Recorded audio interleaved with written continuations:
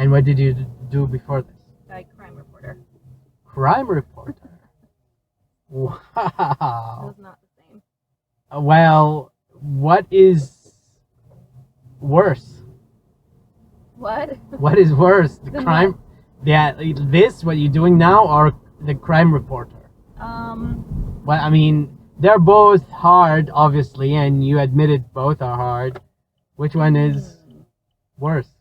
I don't think that either of them are bad. I think they're both very good, but hard positions. Hard positions. The Okay. criminal, I mean, working in news is difficult because the news industry like pays poorly, the staff is low, and so you can't ever really get to do the work that you want to do.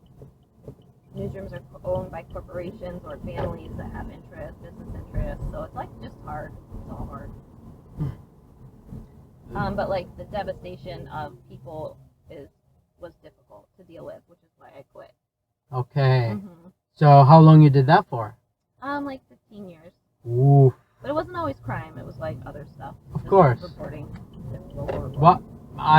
You don't have to share if you feel bad, but do you mind telling me the story that made you quit? That decided like that's it.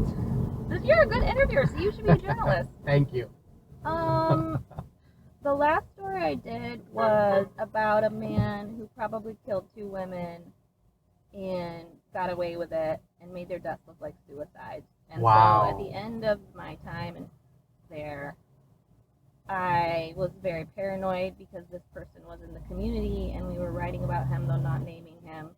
And he was stalking other women wow. in the town.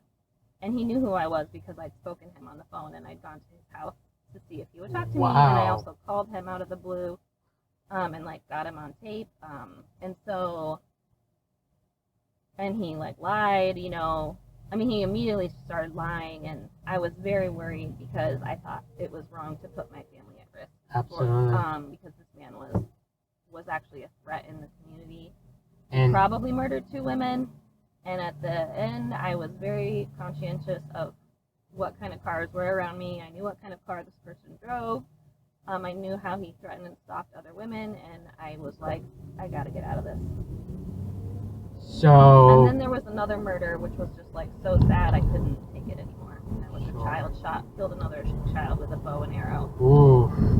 And it was just horrific, and I was like, I can't do this anymore. Oh, that's unfortunate. So, what eventually happened to this guy who murdered the 2 women? They still loose? Wow. Nothing happened to him. Is he here? But I think he moved to a different state, and he has another girlfriend, and they had a baby. And this network, because he's not a murderer, a lot of evidence and suggested that the investigation was poor and that was a possibility, but like you can't say he killed them. It was like 2 very similar deaths. Wow. Almost exactly the same death twice. And a lot of contradictions in the police reports and other records I could get. And so I just brought like the contradictions to the police, and they were kind of like looking into the case a little bit, but then it was like a fake effort. And so he just probably got away with murder, which probably happens more than anyone thinks. Where do you find the courage to, step up and do these things? Like to go stalk a murderer, or at least not stalk him, but like... I think that was idiotic and I shouldn't have done it. I don't know. I just think there's like a sense of justice or things that are wrong. Well, courage is idiotic in many ways, but it also changes the world. Yeah, well, he got away with murder, so don't think that it actually works. Why do you think he got away?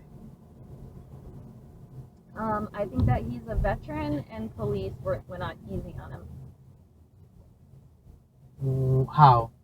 I think they didn't question him very hard. Okay. And I think that just generally speaking, I feel as though society views women as trash.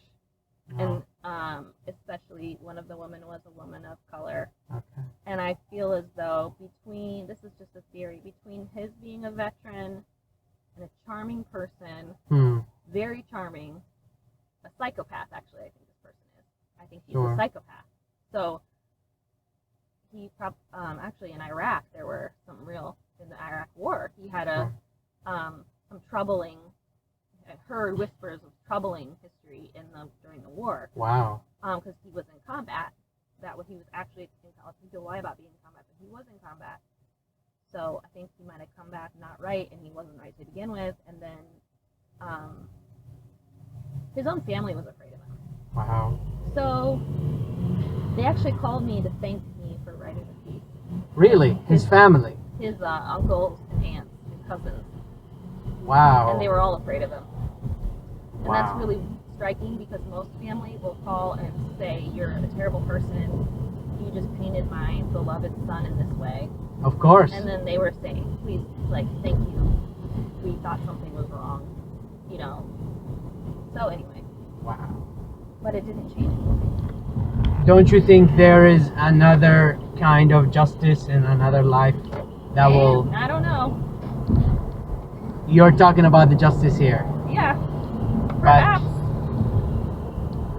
Couldn't say. Don't you think he's suffering from what he's doing even though he got away?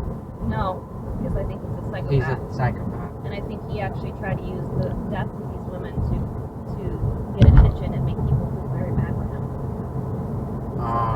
He's a narcissist, man.